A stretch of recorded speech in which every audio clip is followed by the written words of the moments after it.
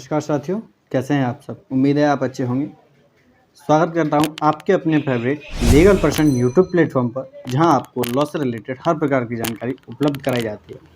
और आपके लिए बहुत बहुत धन्यवाद, तहे दिल से धन्यवाद करता हूं कि 1K सब्सक्राइबर पूरे हो चुके हैं, 1000 सब्सक्राइबर पूरे हो चुके हैं हमारे। तो इसके लिए आपका सहयोग देने के लिए बहुत बहुत धन्यवाद करता हूँ। और आज हम देखेंगे ट्रस्ट एंड इक्विटी लॉ के बारे में।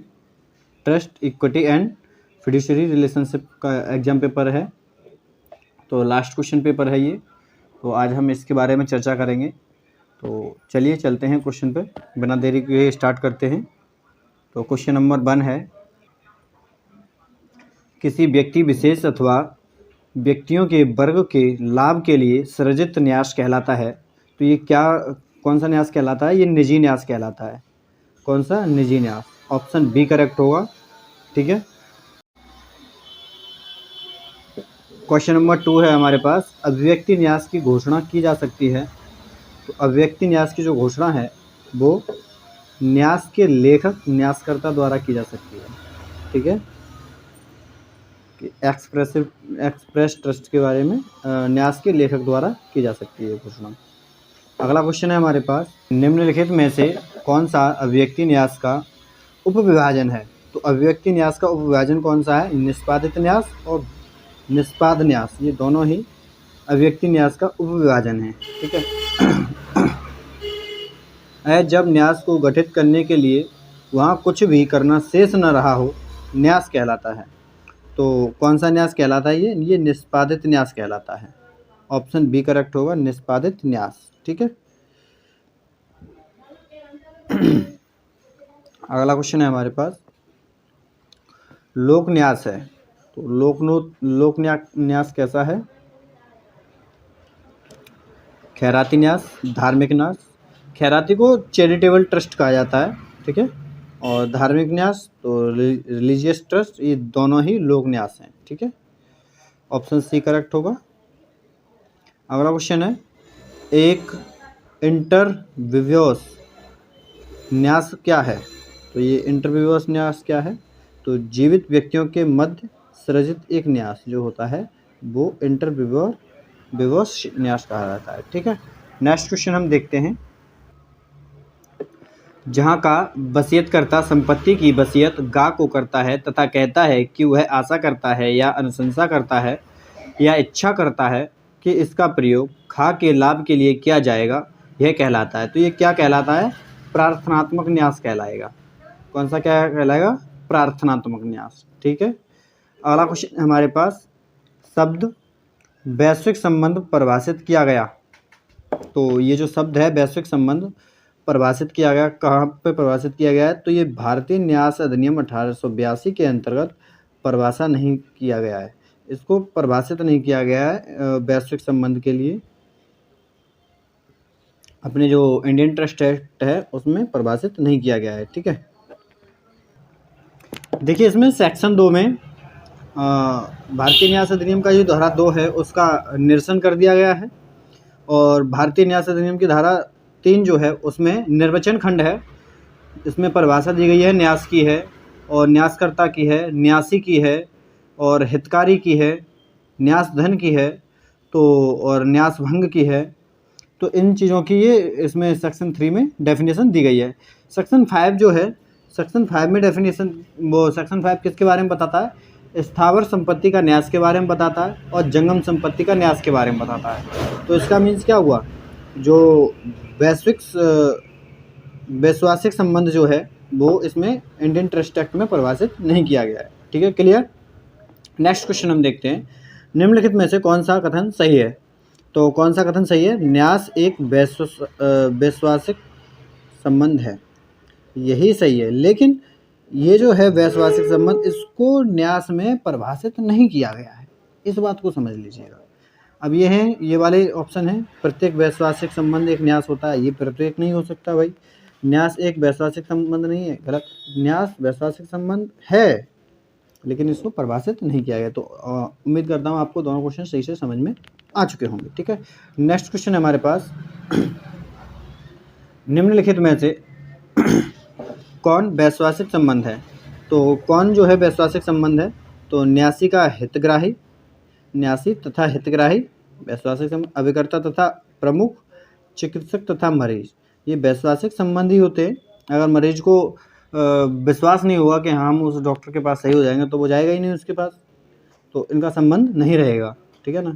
उसी तरह से ट्रस्टी का बेनिफिशियरी के साथ भी ऐसा ही वैश्वासिक संबंध होता है, ठीक है। तो ऑल ऑफ एबव, ठीक है, उपरोक्त सभी होंगे, ऑप्शन डी करेक्ट होगा। अगला क्वेश्चन है हमारे पास, भारतीय न्यास अधिनियम 1882 का निम्नलिखित में से कौन सा अध्याय न्यास प्रकृति की कतिपय बाध्यताओं से संबंधित है। तो ये कौन सा अध्याय है, अध्याय 6। नेक्स्ट क्वेश्चन देखते हैं। साम्य का प्राथमिक स्रोत है, तो साम्य का प्राथमिक स्रोत क्या है, अंतश्चेतना, ठीक है, कॉन्शियंस, ये साम्य का प्राथमिक स्रोत है। नेक्स्ट क्वेश्चन है हमारे पास, साम्य शब्द एक्विटस से उत्पन्न हुआ है, तो किस शब्द के एक्विटस है, तो रोमन, तो रोमन शब्द का ये जो एक्विटस है उससे उत्पन्न हुआ है। और आप इसको एक बार कंफर्म करें और मुझे कमेंट में बताएं कि आपने क्या पढ़ा है इसको, ठीक है, साम्य शब्द कहाँ से है, तो इसके लिए आप कमेंट जरूर करें। नेक्स्ट क्वेश्चन है हमारे पास, जुडिकेचर अधिनियम 1873 पारित होने के पूर्व न्यायालयों की व्यवस्था थी, तो न्यायालयों की व्यवस्था कैसी थी, तो ये कॉमन लॉ न्यायालय और चांसरी न्यायालय, ये दोनों तरह की व्यवस्थाएं थी, ऑप्शन सी करेक्ट होगा, ठीक है।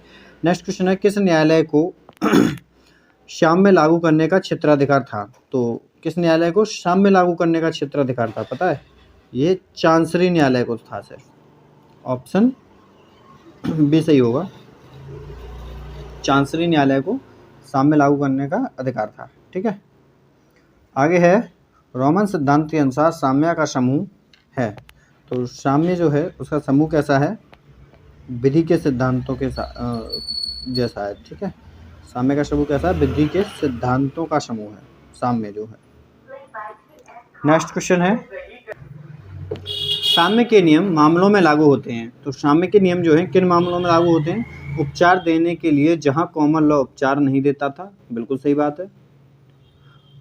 पर्याप्त उपचार देने के लिए जहां कॉमन लॉ अपर्याप्त उपचार देता था, बिल्कुल सही, तो दोनों जगह लागू होते हैं, ठीक है।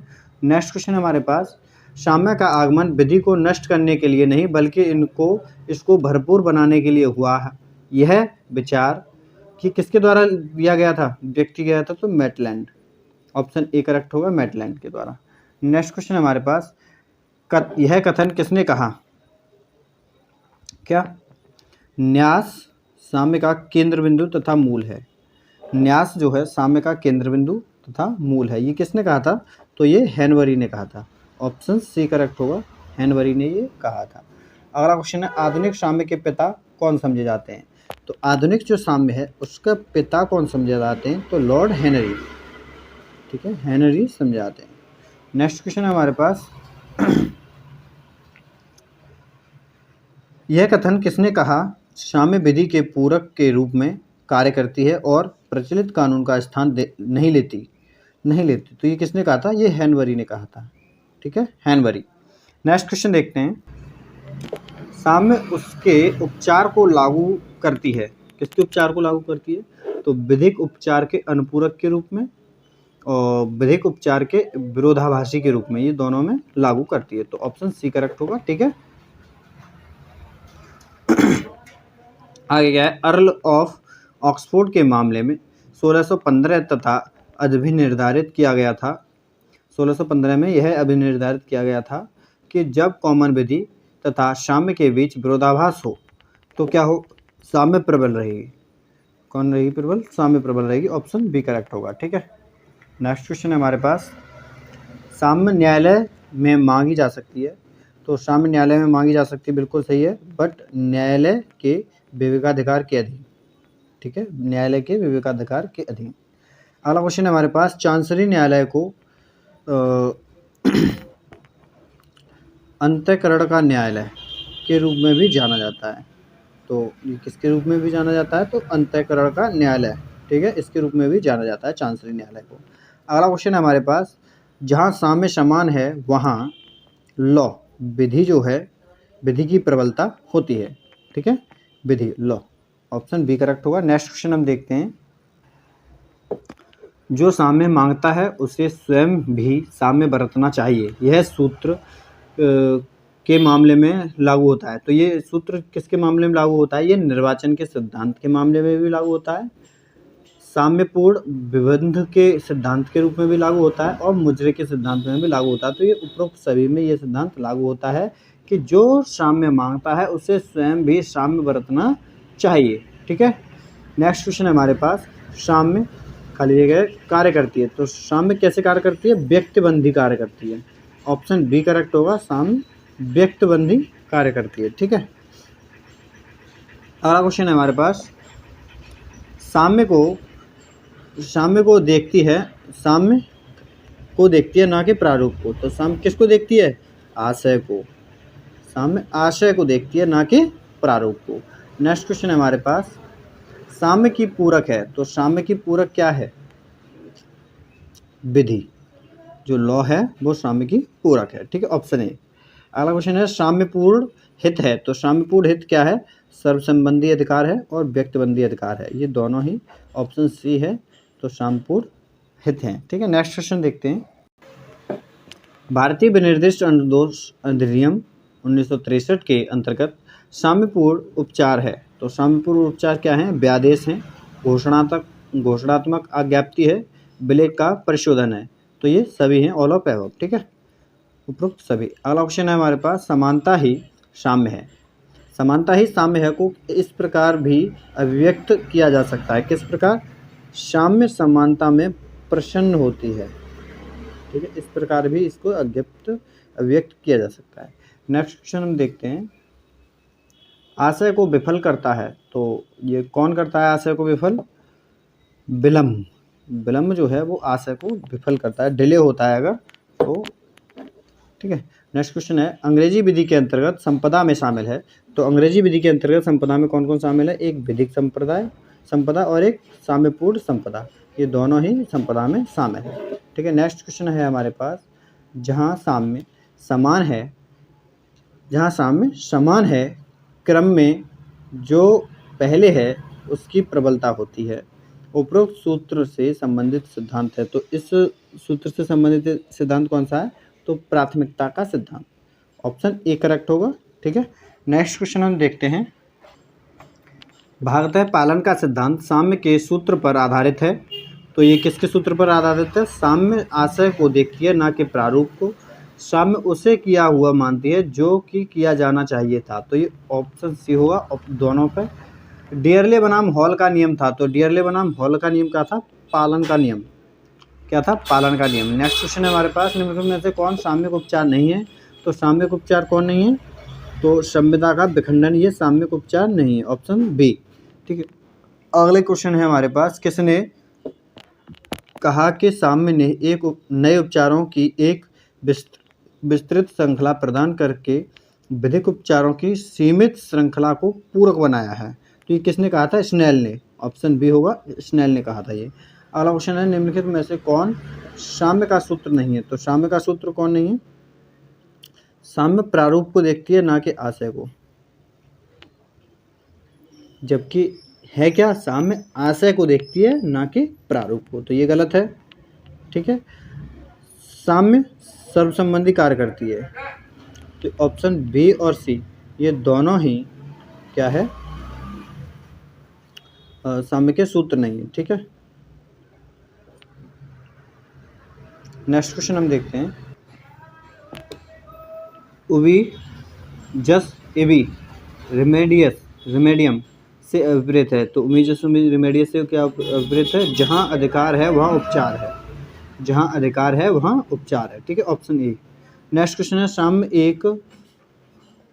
साम्य एक पक्ष को जो दूसरे की इच्छा को प्रभावित करने की स्थिति में है को दूसरे की कीमत पर किसी भी लाभ को बनाए रखने की अनुमति नहीं देगी।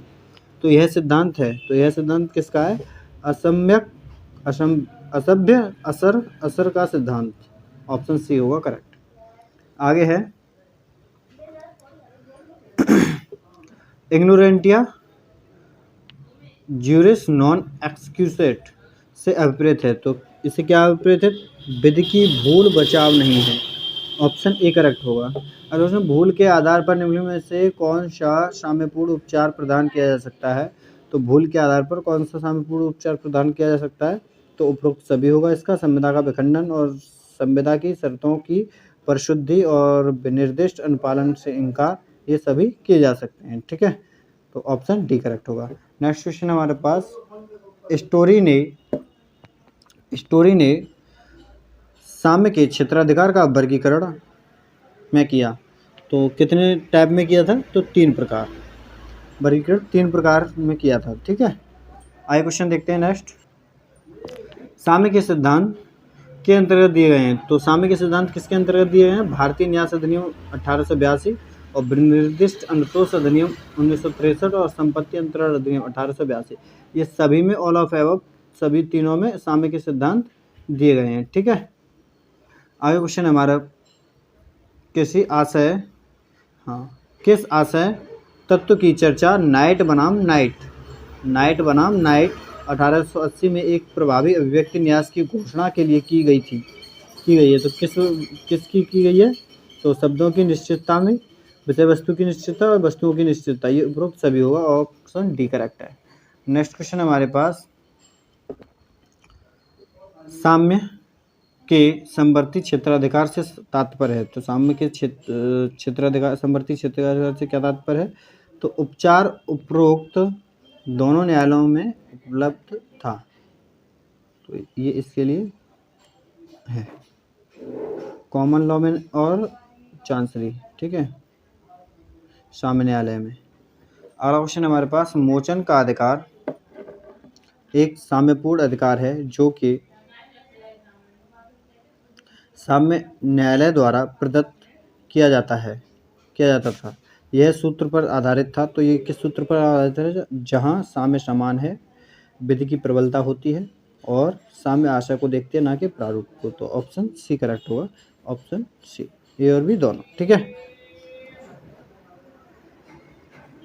क्वेश्चन 51 है हमारे पास, दो संगत या वैकल्पिक अधिकारों के बीच चयन करना जब आशय स्पष्ट हो कि पक्षकार को दोनों का आनंद नहीं लेना चाहिए, ये साम्यपूर्ण उपचार खाली के रूप में जाना जाता है। तो ये किसके रूप में जाना जाता है? निर्वचन का सिद्धांत के रूप में। ठीक है, नेक्स्ट क्वेश्चन हम देखते हैं, निर्वचन का सिद्धांत भारतीय विधि में समाहित किया गया है। तो निर्वचन का सिद्धांत जो भारतीय विधि में कहाँ समाहित किया गया है? अध्याय 22 भारतीय उत्तराधिकार अधिनियम 1925 में और धारा 35 संपत्ति अंतरण अधिनियम 1882 में।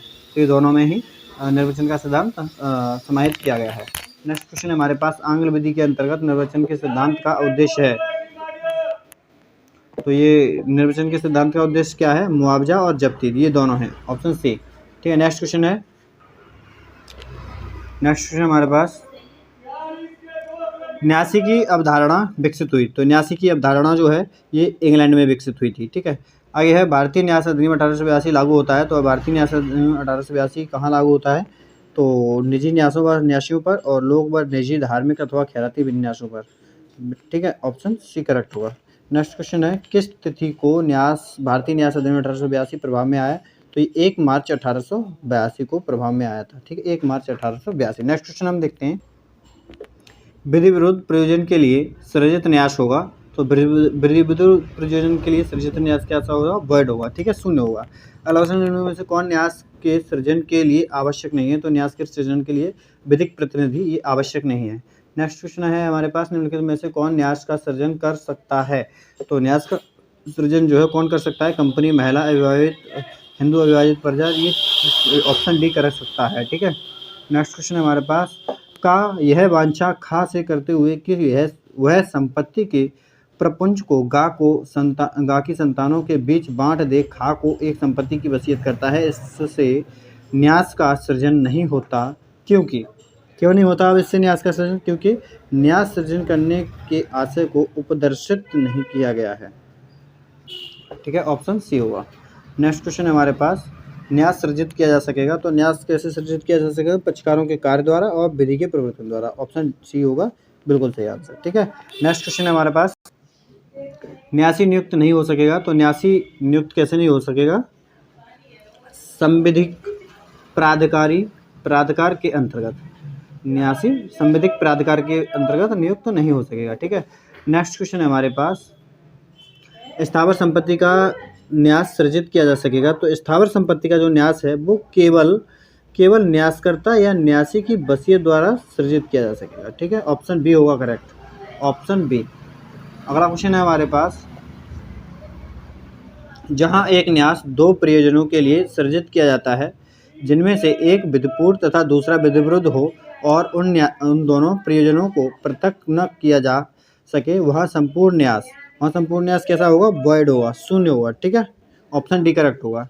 नेक्स्ट क्वेश्चन है हमारे पास, कैस्टिट्यूट ट्रस्ट से तात्पर्य है, तो क्या तात्पर्य है इससे, व्यक्ति जो न्यास का हितग्राही है, तो जो न्यास का हितग्राही है उससे ये तात्पर्य है। अगला क्वेश्चन है, भारतीय न्यास अधिनियम की कौन सी धारा विनश्वर संपत्ति के परिवर्तन से संबंधित है, तो ये कौन सी धारा है, धारा 16 विनश्वर संपत्ति के संप्रवर्तन से संबंधित है, ऑप्शन डी करेक्ट होगा। ठीक है, ये किसी और ने लगा रखे हैं पहले से, उसका ये है। नेक्स्ट क्वेश्चन है हमारे पास, भारतीय न्यास अधिनियम 1882 की कौन सी धारा न्यास भंग के उत्तरदायित्व से संबंधित है, तो न्यास भंग के उत्तरदायित्व से कौन सी धारा संबंधित है, धारा 23, ऑप्शन ए करेक्ट है। नेक्स्ट क्वेश्चन हमारे पास, भारतीय न्यास अधिनियम के अंतर्गत किसी व्यक्ति को तथ्य की सूचना है तब कहा जा सकता है, ये कब कहा जा सकता है, जब वह वास्तव में उस तथ्य को जानता है, बिल्कुल सही बात है, जब तथ्य की जानकारी उसके अभिकर्ता को दी गई हो या उसके द्वारा अभिप्राप्त कर ली गई हो, बिल्कुल सही बात। तो ये भी दोनों होगा, ऑप्शन सी करेक्ट है। ठीक है, ऑप्शन सी। नेक्स्ट क्वेश्चन हमारे पास, एक न्यासी जो न्यास को प्रतिगृहित कर चुका है तदुपरांत उसका त्याग के सिवाय नहीं किया जा सकता, तो किसके सिवाय नहीं किया जा सकता, आरंभिक अधिकारिता वाले प्रधान सिविल न्यायालय की अनुज्ञा के साथ और न्यास लिखित में की विशेष शक्ति द्वारा, तो ये दोनों सही है, तो ऑप्शन सी करेक्ट होगा, ऑप्शन सी, ये भी दोनों। ठीक है, नेक्स्ट क्वेश्चन है हमारे पास, भारतीय न्यास अधिनियम 1882 की निम्न में से कौन सी धारा न्यास के प्रत्यसंहरण के प्रावधानों से संबंधित है, तो कौन सी धारा प्रत्यसंहरण के प्रावधानों से संबंधित है, तो ये सेक्शन 78, ऑप्शन डी करेक्ट होगा, सेक्शन 78 ये संबंधित है। अगला है, इच्छा पत्र द्वारा सृजित न्यास प्रतिसंहत किया जा सकता है, तो कहाँ किया जा सकता है, वसीयतकर्ता के प्रसादानुसार और हितग्राहियों के प्रसादानुसार, तो ऑप्शन सी करेक्ट होगा यहाँ पे भी, ये भी दोनों। ठीक है, नेक्स्ट क्वेश्चन है हमारे पास, जहाँ न्यासकर्ता के ऋणों को चुकाने के लिए किया गया हो और लेनदारों को सूचित न किया गया हो, वहाँ न्यास का प्रतिसंहरण हो सकेगा, तो वहाँ कैसा हो चुका है, न्यासी के प्रसादानुसार, ऑप्शन ए करेक्ट होगा। ठीक है, न्यासी के प्रसादानुसार।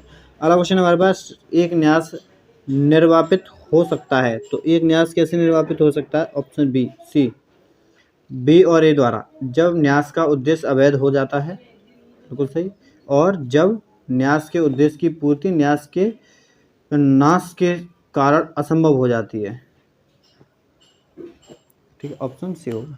नेक्स्ट क्वेश्चन, भारतीय न्यास अधिनियम 1882 की धारा 45 के अनुसार न्यासी की शक्तियों का निलंबन आज्ञप्ति के द्वारा किया जा सकता है, आज्ञप्ति, डिक्री। ठीक है, अगला क्वेश्चन है, भारतीय न्यास अधिनियम 1882 की कौन सी धारा घोषणा करती है कि वह सह न्यासी अकेले कार्य नहीं कर सकता, तो सह न्यासी अकेले कार्य नहीं कर सकता, ऑप्शन डी।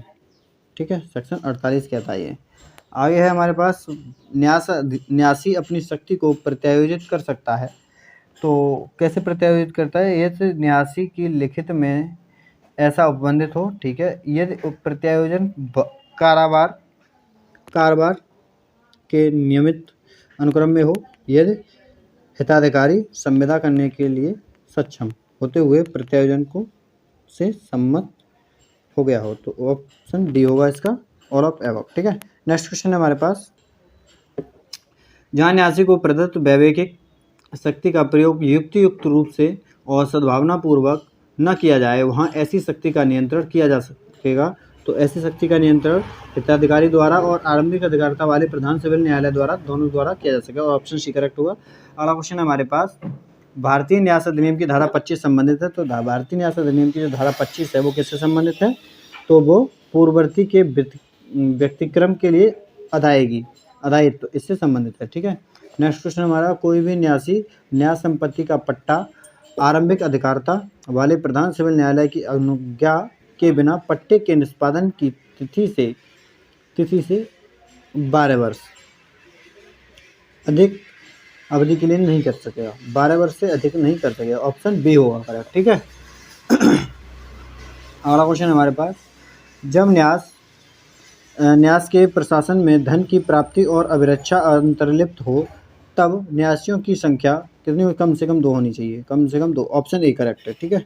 नेक्स्ट क्वेश्चन हमारे पास, न्यासी का अंशतः अपने धन से तथा अंशतः उस धन से जो खा के लिए न्यास के अधीन है अपने नाम में भूमि सदोष सीखता है, खा खरिया का भार भूमि पर डालने का हकदार है। तो कैसी भूमि पर? इस प्रकार दुरुपयोजित न्यास धन की रकम का भार डालने के लिए भूमि पर हकदार है। ठीक है। ऑप्शन बी होगा करेक्ट। आगे क्वेश्चन हमारे पास, न्यासी का पद रिक्त हो जाता है। तो न्यासी का पद रिक्त हो जाता है पद से, उसके उन्मोचन से और उसकी मृत्यु से। ऑप्शन सी करेक्ट होगा। Option C. नेक्स्ट क्वेश्चन हमारे पास, न्यास से उन्मोचन के लिए आवेदन प्रस्तुत करना होगा। तो आवेदन प्रस्तुत करना होगा आरंभिक अधिकारता वाले प्रधान सिविल न्यायालय में। ठीक है। Option A. आगे क्वेश्चन है, न्यासी का उसके पद से उन्मोचन हो सकेगा। तो पद से उन्मोचन कैसे हो सकेगा? तो न्यास के निर्वापन से और न्यास के अधीन उसके कर्तव्यों की पूर्ति हो जाने पर और उसके स्थान पर कोई नया न्यासी इस अधिकार से के अधीन नियुक्त हो जाने से। तो उपरोक्त डी होगा, उपरोक्त सभी। ठीक है। Option C. ऑप्शन डी उपरोक्त सभी होगा इसका आंसर। नेक्स्ट क्वेश्चन है, न्यास की विषय वस्तु होनी चाहिए। तो न्यास की विषय वस्तु कैसी होनी चाहिए?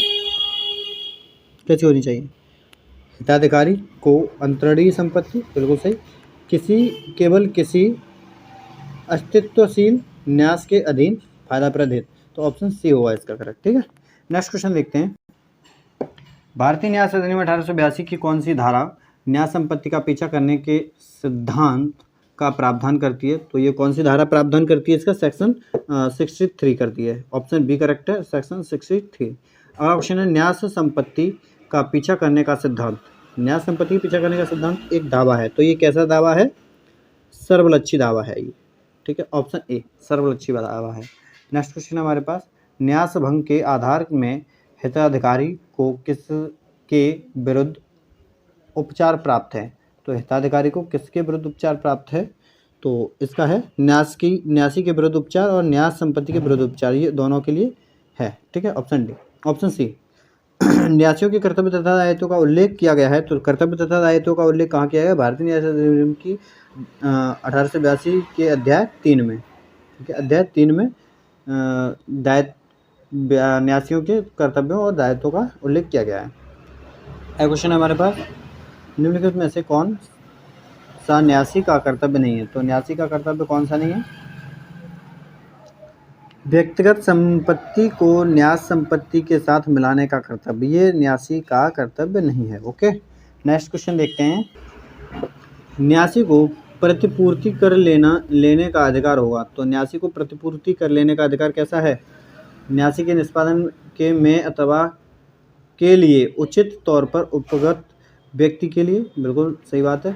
न्यास संपत्ति के परीक्षण में उपगत व्यक्ति व्यय के लिए, बिल्कुल सही। हिताधिकारी के अधिकारों के संरक्षण में उपगत व्यय के लिए, उपरोक्त सभी होगा। ठीक है। Option D. नेक्स्ट क्वेश्चन है हमारे पास, कौन सा न्यास संपत्ति को अपने लिए क्रय नहीं कर सकेगा?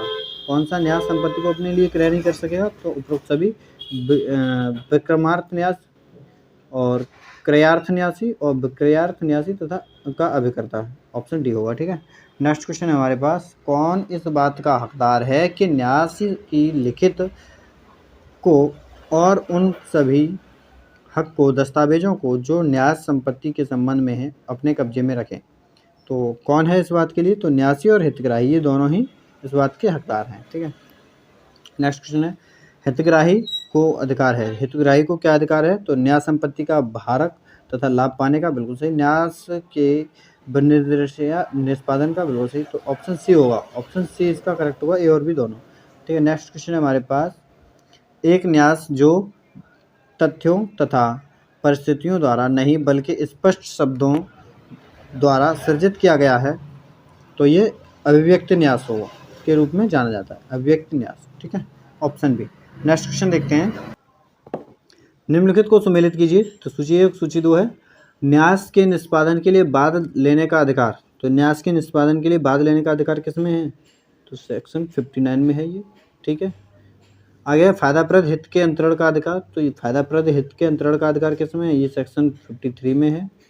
ओके, आगे है भाटकों और लाभों का अधिकार। भाटकों और लाभों का अधिकार किस में है? सेक्शन 55 में है। ठीक है, विनिर्दिष्ट निष्पादन का अधिकार ये किस में है? सेक्शन 56 में है। तो ये क्या हो गया? 4 3 1 2 ये है ऑप्शन ए करेक्ट होगा। ठीक है, ऑप्शन ए करेक्ट होगा।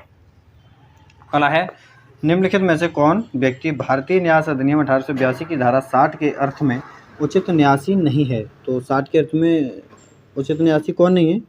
तो उपरोक्त सभी। ये 60 के अर्थ में उचित न्यासी नहीं है क्योंकि वहाँ पे लिखा हुआ है दिवाली की परिस्थितियों वाला व्यक्ति और हिताधिकारी के हित के असंगत हित रखने वाला व्यक्ति और विदेश में अव्यक्ति वाला व्यक्ति अथवा व्यक्ति। ठीक है, तो ये तीनों क्या है?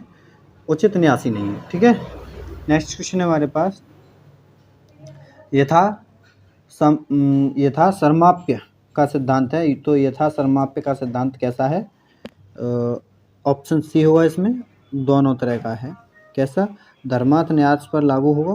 ठीक है, और लागू होगा यदि न्यास का औपचारिक तथा विशिष्ट उद्देश्य पूरा न किया जा सके। ठीक है, तो ऑप्शन सी करेक्ट होगा।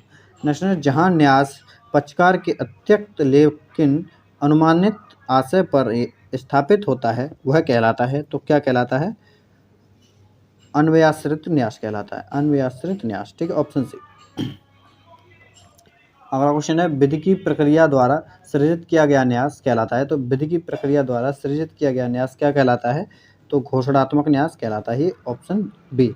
तो गाइस ये आपके 100 क्वेश्चन का trust and equity and trust law का पेपर हो चुका है। तो वीडियो अगर अच्छा लगा हो आपके लिए तो लाइक और दोस्तों के साथ शेयर कर दीजिएगा और आप भी सब्सक्राइब कर लीजिएगा। ठीक है, और आपके सहयोग से ही 1000 सब्सक्रिप्शन पूरा हो चुका है। तो आपके लिए बहुत बहुत धन्यवाद, आपका प्यार देने के लिए तहे दिल से बहुत बहुत धन्यवाद। ठीक है, मिलते हैं नेक्स्ट वीडियो के साथ। जय हिंद।